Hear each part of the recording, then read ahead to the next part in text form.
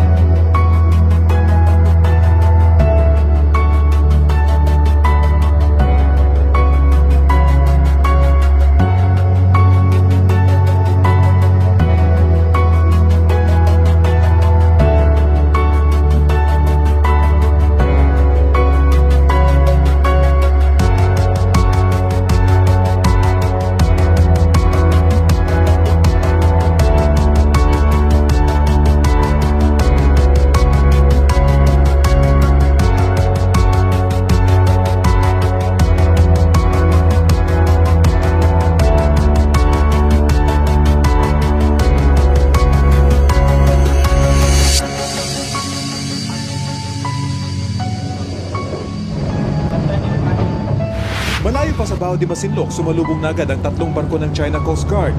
Sa di kalayuan, nakaalalay sa kanila ang isang barko ng Chinese Navy.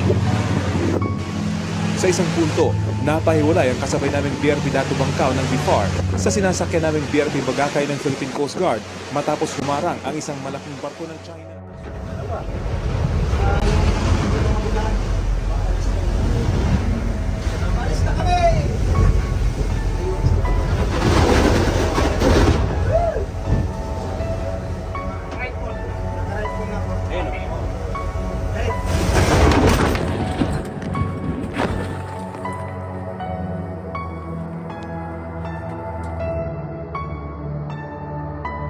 Binisita at Inerepka ng Philippine National Police o Bignay Police Substation 7 ang isang warehouse sa lungsod dahil sa watawat ng China. Ipagpatentero ang bangkang ito ng isang mangingisdang Pinoy sa rubber boss ng China Coast Guard para makapasok sa Baho de Masinloc na tinatawag din nating Panatag Shoal o Scarborough Shoal.